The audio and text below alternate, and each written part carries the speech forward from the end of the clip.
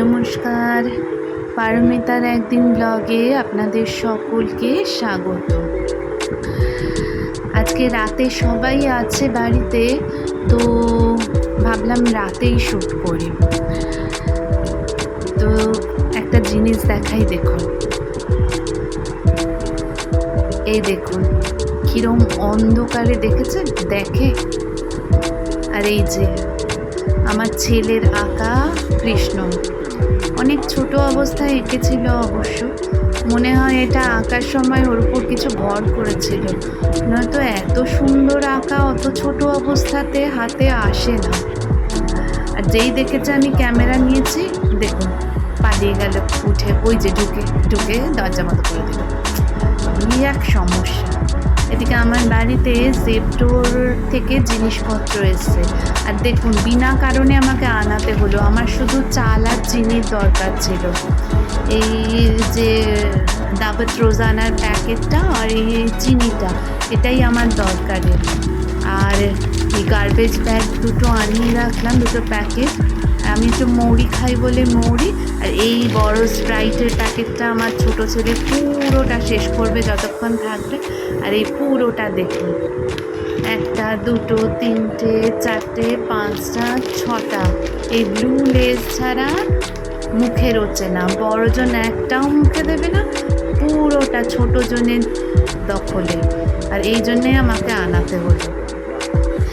এদিকে দেখুন, বড়টা ক্যামেরা থেকে পালিয়ে আমার বেডরুমে গিয়ে দরজা বন্ধ করে দিয়েছে। আর ছোটোটার অবস্থা দেখুন, কি কাণ্ড! ও বেরোবে, সুজনও এসে সবে নিচ থেকে বসেছে একটু। আর গরমকালে ঘর বাড়ির যা অবস্থা হয়, সব স্যান্ডো গেঞ্জি নাইটি, এই তো গরমকালের আমাদের পোশাক আশাক। দেখুন অবস্থা, বললাম না, ও অর্ধেক সময় মাটিতেই থাকে। দেখুন তলার থেকে নাকি দেখবে ও দাদা কি করছে, যতক্ষণ না দাদা বেরোবে ওই রকমভাবেই শুয়ে থাকবে। গাটা যে কি নোংরা হয়। আর বাইরেটা দেখুন, এই যে কি ভালো লাগে না রাত্রিবেলা দেখতে। আর যদি হাওয়া বাতাস চলে তাহলে তো কোনো কথাই নেই মোটামুটি।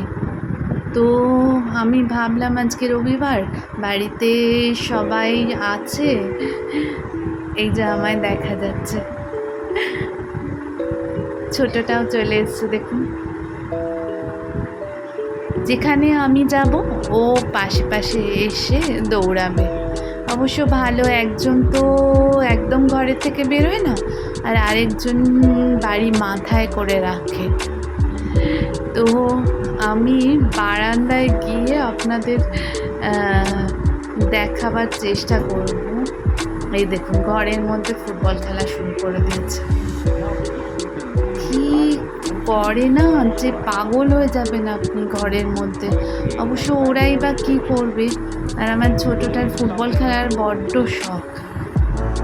টিভি চলছে, টিভির মতো, বাবা ফোনে ব্যস্ত, আমি কাজে ব্যস্ত, দাদা লুকিয়ে পড়েছে। চলুন বারান্দায় যাই।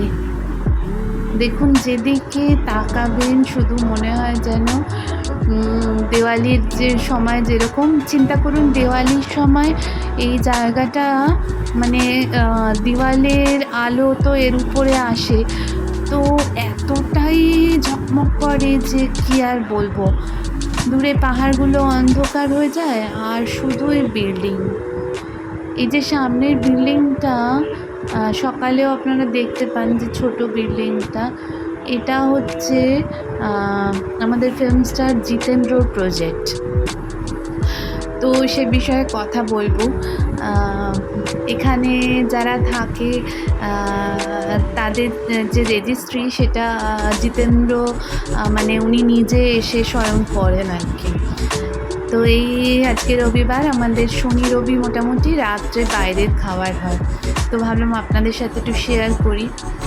তো এই বিরিয়ানি, আর এটাতে মনে হয় চিকেন ভর্তা রয়েছে, আর ওপাশে ফিরনি, এগুলো সব ওদের খাবার দাবার, মানে দুই ছেলে আর বাবা। আর ওপাশে হ্যাঁ এটা চিকেন ভর্তাই আছে, চিকেন ভর্তা আর মাঝেরটা ফিরনি আর এটাতে রায়তা। তো এইটা ওদের 3 জনের খাওয়ার দাওয়ার। আর এদিকে দেখুন আমার এসছে এই প্যাকেটটাতে আলু ভাজা, মানে ঝুরি আলু ভাজা, যেটা আমাদের ওখানে বিয়ে বাড়িতে হয়। আমি একদম বাঙালি, খাঁটি বাঙালি। এইটা আমার ঝুরি আলু ভাজা আর আমার জন্য এই যে ইলিশ মাছ ভাজা। আমি দেখাই দেখুন, ইলিশ মাছ ভাজা যেরকম পিসগুলো দেখুন কত বড় বড়, সাথে মাছের তেল আর দুটো কাঁচা লঙ্কা দুটো ভাজা। তো আমার মোটামুটি আমি 2 পিস একদিনে খেতে পারি না, তো সুজন একসাথে আনিয়ে রেখে দেয় আমার জন্য। তো ভীষণ আমি ভালোবাসি ইলিশ মাছ খেতে, কিন্তু ঘরে ওরা খুব একটা ভালোবাসে না, ছেলেরা তো কাটার জন্য খেতেই চায় না, আর সুজনও একবেলার বেশি দুবেলা ভালোবাসে না, যার জন্য শনি রবি আমার ইলিশ মাছ একদম কম্পালসারি। মানে আমি ইলিশ ছাড়া ভাবতেই পারি না জীবন।